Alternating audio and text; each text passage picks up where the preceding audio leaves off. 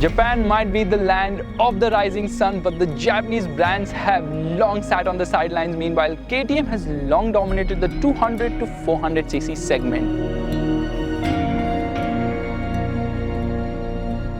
Finally, in 2018, both these motorcycles get ABS. Yes, it seems like a big feature to offer for both these brands, but are these motorcycles worth their price now?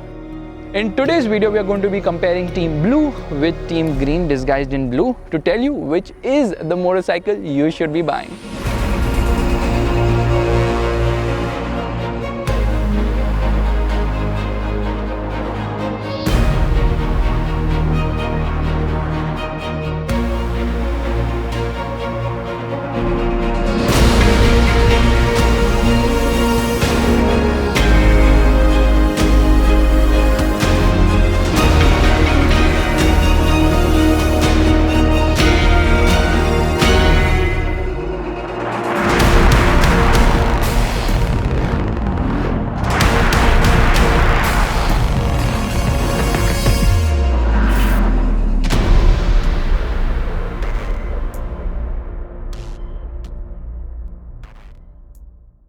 As you can see on the design front, not much has changed. Both these motorcycles got an update. Earlier this year, the Ninja 300 now uses more local content, which has increased its weight by 7 kgs. And other than the localization and the addition of ABS, there are not many changes on the Ninja 300 other than the most ridiculous grab rail I have seen in the history of motorcycles. Meanwhile, the R3 now gets ABS along with better rubber. Now, I must tell you one thing right away. The fact is that the Ninja 300 has been discontinued in most markets, replaced by the Ninja 400. However, Kawasaki is offering us the Ninja 300 at a steal price. Meanwhile, the R3 has also got an update. It gets an all-digital instrument cluster right now, along with minor revisions to the design, along with more feature additions. But the updated R3 will be launched in India next year, and we already have the Ninja 400, which is the most overpriced motorcycle ever. The instrument cluster of both these motorcycles use an analog digital unit where the tachometer is analog and rest everything is digital. There isn't much to differentiate between both these motorcycles' instrument cluster in terms of information offered, but the one on the R3 simply looks much better. And even the build quality on both these motorcycles is very good, with these motorcycles being assembled in India via the CKD route. Both these motorcycles seem to be a clone of each other because the riding comfort is also very similar. You sit upright with a slight lean in, and yes, they are comfortable motorcycles for long distance, offering very little comfort for the pillion. Now here is where these motorcycles actually shine, because they employ twin-cylinder engines. Yes, parallel twin engines, which are very refined, offer good amount of performance as well, resulting in a 0 to 100 km/h time of under 6 seconds. But the Yamaha is the faster motorcycle over here.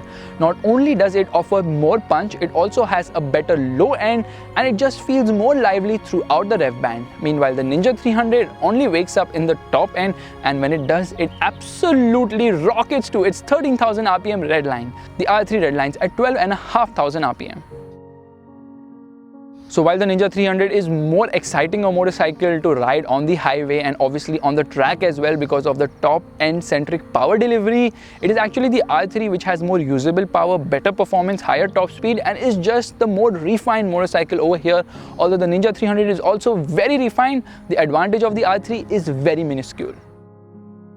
The R3 has a slightly higher top speed, and both these motorcycles also sound very similar. The Yamaha is a bit louder, which is more pleasing to the ears. Kawasaki was the first manufacturer to offer a slipper clutch on the Ninja 300, and Yamaha is still to catch up because this motorcycle doesn't get a slipper clutch. However, the shifts on the R3 are very crisp, although the clutch is just better on the Ninja 300.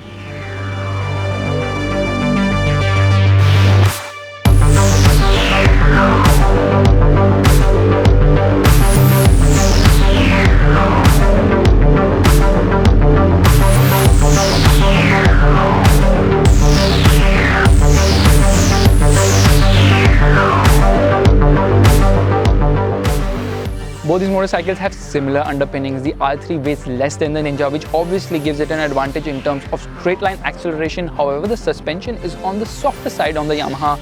The Ninja 300 has a slightly stiffer setup and it has the better handling over here. It just inspires more confidence around the corners, but the tires are a bit disappointing when you compare it to the R3's rubber, which just has better grip around the corners. Kawasaki has updated the brakes on the Ninja 300. They are still not up to the mark, although both these motorcycles now get dual channel ABS. The brakes on the R3 do inspire a lot of confidence, and this bike has the better stopping power here. And this is in spite of the Ninja 300 getting pedal disc. It just doesn't have the feedback of the R3. In terms of fuel economy too, there's not much to differentiate. Both these motorcycles will return a fuel economy between 20 to 24 kilometers per litre depending on your riding style. Where the Ninja 300 has an advantage is the fact that it gets a massive 17 litres fuel tank. Meanwhile, the R3 has just a 14 litre fuel tank, which kind of robs away the touring range. Both these motorcycles get dual headlamps and offer good projection at night. However, none of them get projectors and there are no LEDs on these motorcycles. Yes, the R3 only gets a LED tail light, but we are in 2018 and these motorcycles don't have LEDs, really? The rest of the parameters also remain very similar. So both of these motorcycles get center set foot pegs, the mirrors which are mounted on the frame and not on the handlebar.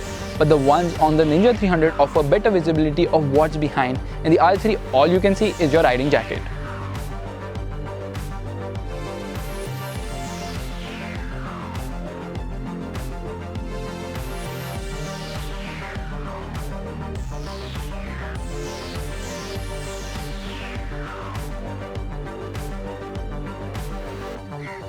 Both these Japanese motorcycles are fantastic. They offer a lot of comfort, and the real reason you would buy one is that parallel twin engine, because it offers a lot of refinement. Earlier on, when we compared both these motorcycles, it was the Ninja 300 which came on top. However, Kawasaki's shoddy service network, expensive maintenance, and the fact that its brakes are not up to the mark make the R3 the winner in this shootout. Yes, the Kawasaki is a brilliant motorcycle, offers a lot of value.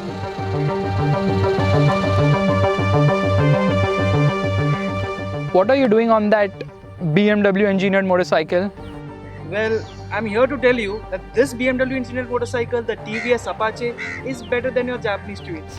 Firstly, that motorcycle vibrates a lot. These are smooth motorcycles. Yeah, but I've got the better suspension, better handling, split trellis frame, all LEDs, bi-LED projector. I can go all day long, dude.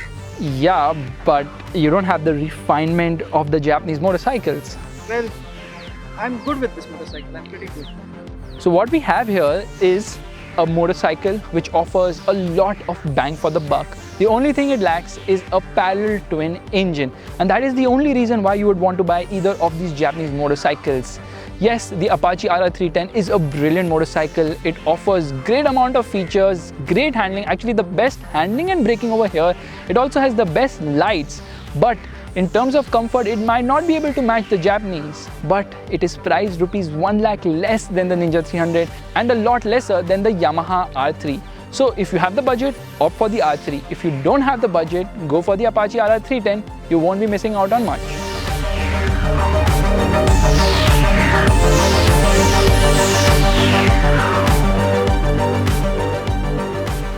Thank you so much for watching, guys. If you there is more to add. I have the better tires, better mirrors also.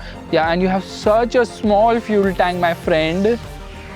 Just like this video and subscribe to the MotorBeam channel before we start talking again. Bye-bye.